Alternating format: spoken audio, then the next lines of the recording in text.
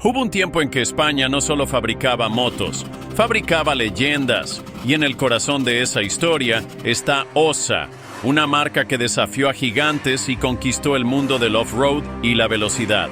Desde las dunas del Dakar hasta los circuitos más exigentes, Ossa demostró que la pasión y la innovación podían más que cualquier presupuesto.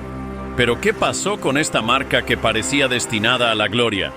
Hoy vamos a revivir la historia de Ossa, la marca española que se atrevió a soñar en grande. Estamos en la España de los años 20, una época en la que el cine no era solo entretenimiento, sino una de las pocas formas de escapar de la realidad.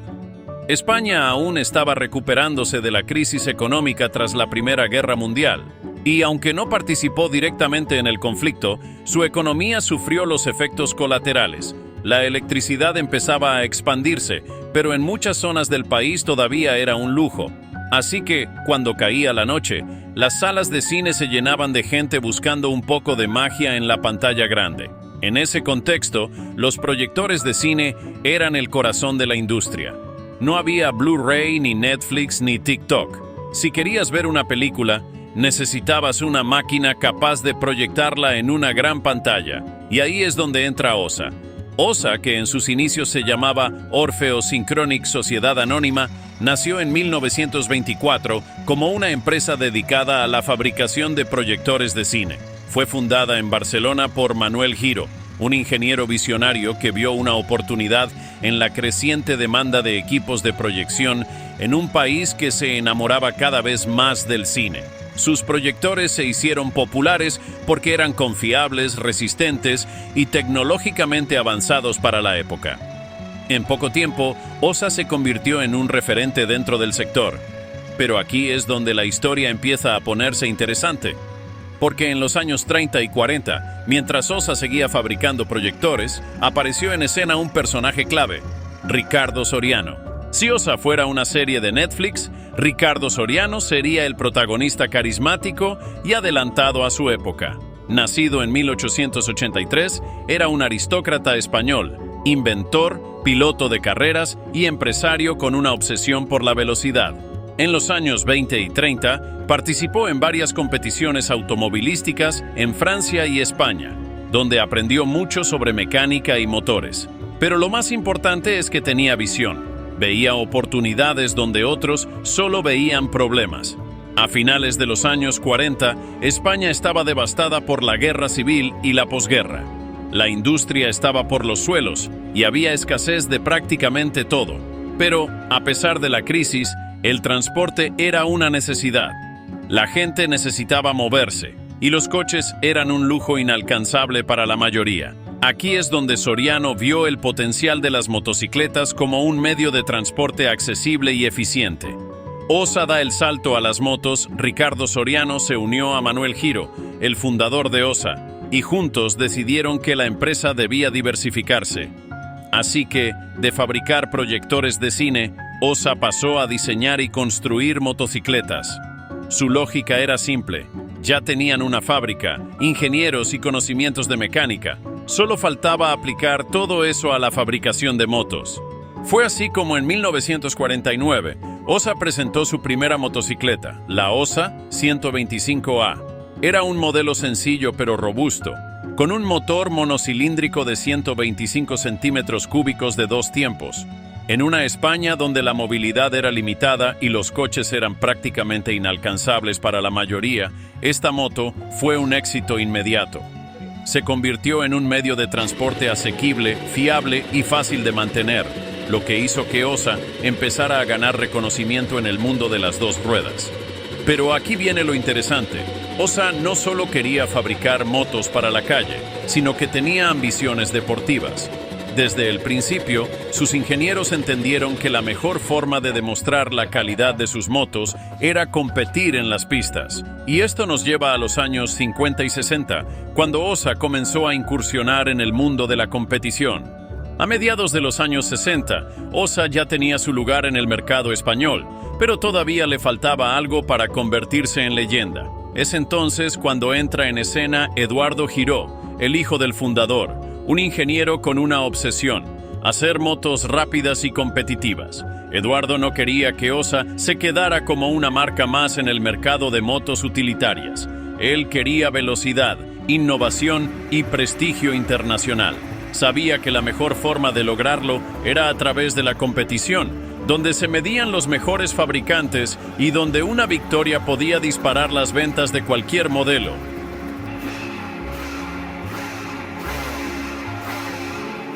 Su primer gran proyecto fue la Osa 160, una moto deportiva con la que Osa dejó claro que ya no solo hacía motos funcionales, sino que estaba lista para competir en serio. Motor monocilíndrico de 160 centímetros cúbicos, 2 tiempos, diseño ligero y aerodinámico, inspirado en las motos de competición, buena respuesta en altas revoluciones, ideal para un estilo de conducción más agresivo. La Osa 160 no solo fue un éxito comercial, sino que también se convirtió en la base para el siguiente gran paso de la marca: aumentar la cilindrada y meterse de lleno en la lucha contra Montesa y Bultaco.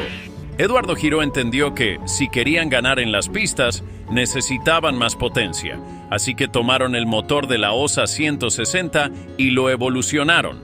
Primero lo llevaron a 175 y más tarde a 250 centímetros cúbicos, lo que resultó en una moto con una relación peso-potencia espectacular. El resultado fue una máquina que podía competir de tú a tú con las mejores motos de su categoría. No solo eran rápidas, sino que también tenían una mecánica sencilla y fiable, lo que las hacía ideales tanto para competición como para el mercado de motos deportivas de calle. Este fue el punto de inflexión para Osa. Ya no era solo una marca española más, ahora se preparaba para dominar en los circuitos y conquistar el mercado internacional. La apuesta por la competición comenzó a dar frutos en 1967, cuando Osa logró el primer y tercer puesto en las 24 horas de Montjuic, una de las pruebas de resistencia más exigentes de la época. Este éxito motivó a la marca a seguir evolucionando y atraer a nuevos talentos, lo que nos lleva a Santiago Herrero. Santiago Herrero, el piloto que lo apostó todo por Osa.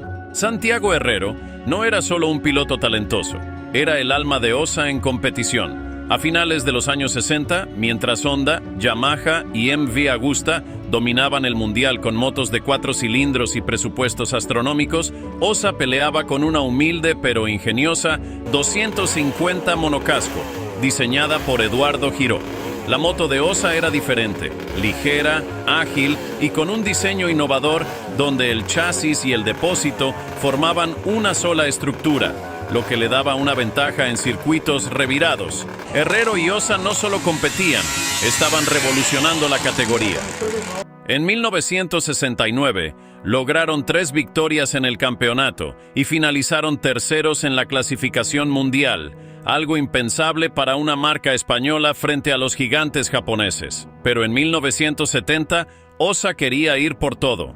Ese año, la FIM prohibió los motores de 4 cilindros, lo que dejaba el camino más abierto para la marca española. Santiago Herrero llegaba al Tourist Trophy como uno de los favoritos para llevarse el título mundial. Pero algo malo estaba a punto de pasar. El 10 de junio de 1970, en plena carrera del TT de la isla de Man, Santiago Herrero rodaba en la punta del pelotón, enfrentándose a los mejores pilotos del mundo.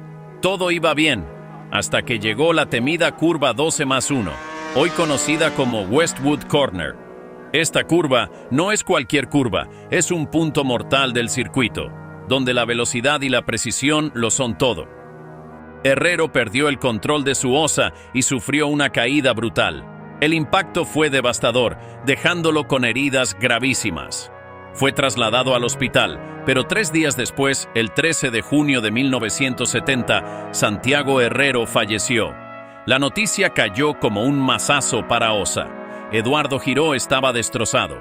Santiago no era solo su piloto estrella, era su amigo, su apuesta para poner a Osa en la cima del motociclismo mundial. Osa se retira del mundial para siempre. El golpe fue tan fuerte que Eduardo Giró tomó una decisión drástica e irreversible. Osa se retiraba del mundial de motociclismo para siempre. Ya no tenía sentido seguir. La muerte de Herrero apagó la pasión de Osa por la competición. La marca continuó fabricando motos de calle y off-road, pero nunca más volvió a luchar por un campeonato del mundo. El Tourist Trophy de 1970 no solo se llevó la vida de uno de los mejores pilotos españoles de la historia, sino que también marcó el principio del fin para Osa como marca de competición.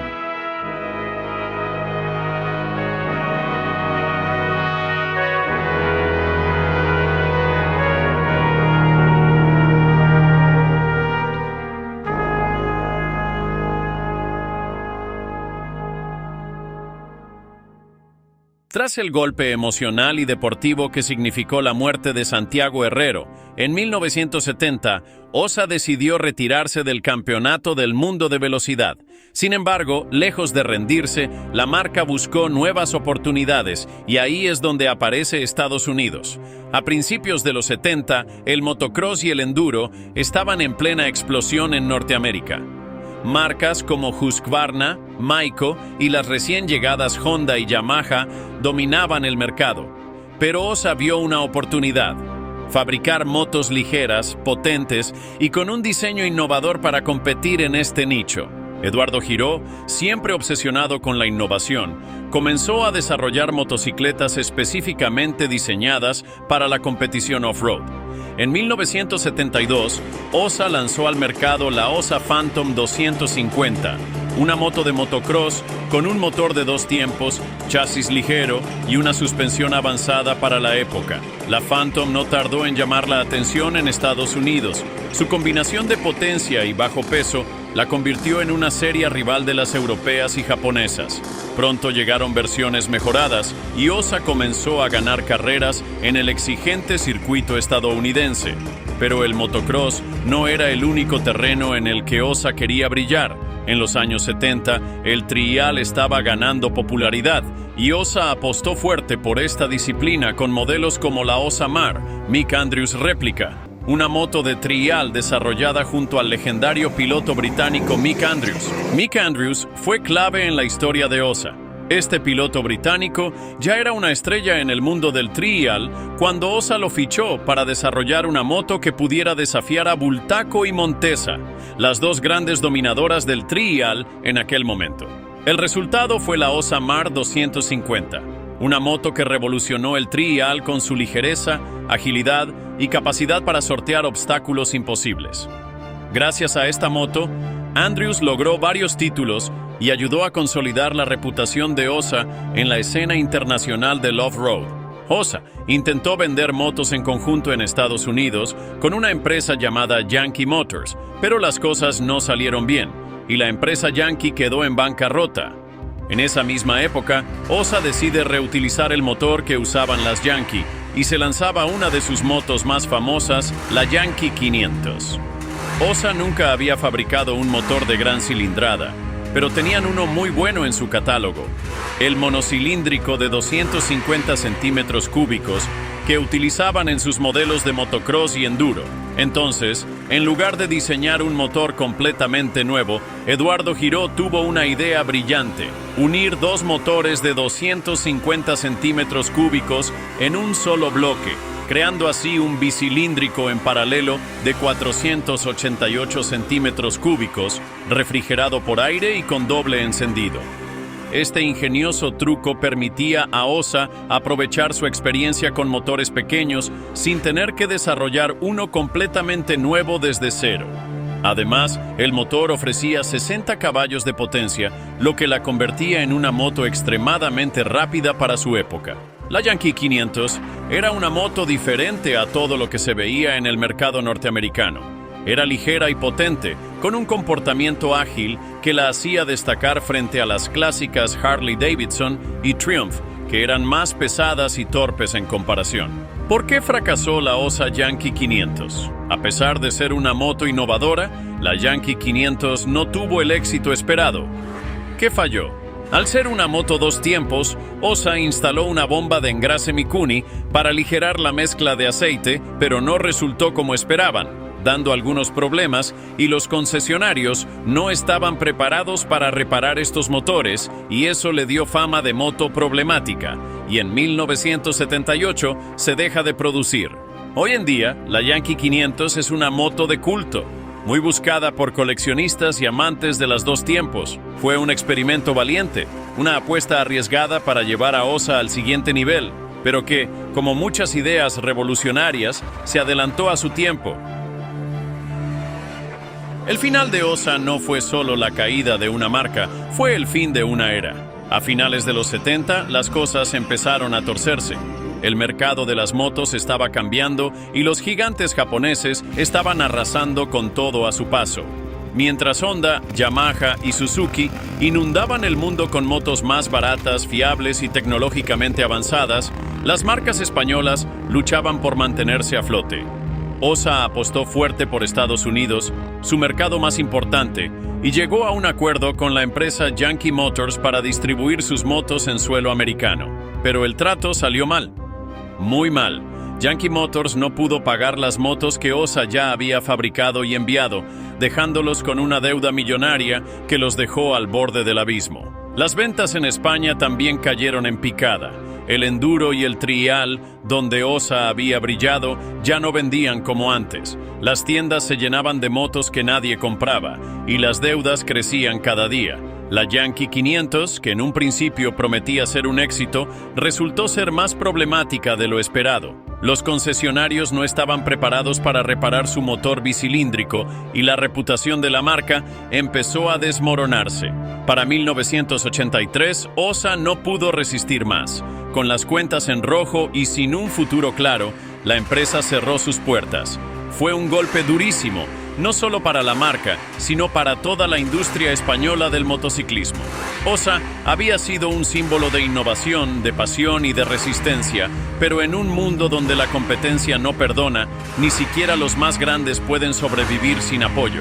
Así terminó una leyenda, pero su espíritu, su historia y sus motos siguen vivas en el corazón de los que aún recuerdan cuando Osa rugía con fuerza en los circuitos, en los desiertos y en las montañas. En 2010, cuando parecía que su historia ya estaba escrita en los libros del pasado, alguien decidió que no podía quedar así, que Osa merecía una segunda oportunidad.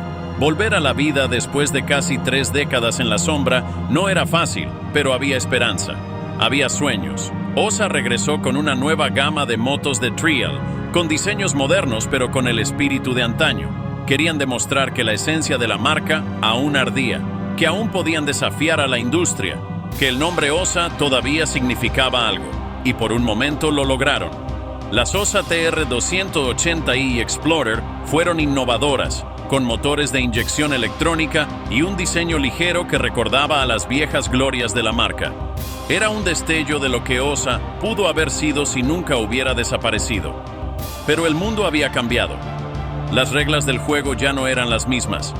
La industria estaba dominada por gigantes, la competencia era feroz, y las pequeñas marcas luchaban por sobrevivir en un mercado cada vez más impersonal. Osa no tenía la fuerza de antes, no tenía el apoyo ni la infraestructura para competir contra empresas con décadas de ventaja. La pasión estaba ahí, el nombre seguía vivo, pero el mundo ya no era el de los años 60 o 70, cuando una marca española podía enfrentarse cara a cara con las mejores del planeta. Las motos de Osa eran buenas, sí, pero ya no era suficiente. No hubo una revolución, no hubo un gran regreso. Solo un breve destello en la historia antes de apagarse nuevamente. En 2014, apenas 4 años después de su regreso, Osa desapareció otra vez, esta vez para siempre. No hubo grandes anuncios ni despedidas gloriosas, solo un silencio que se tragó todo lo que una vez fue.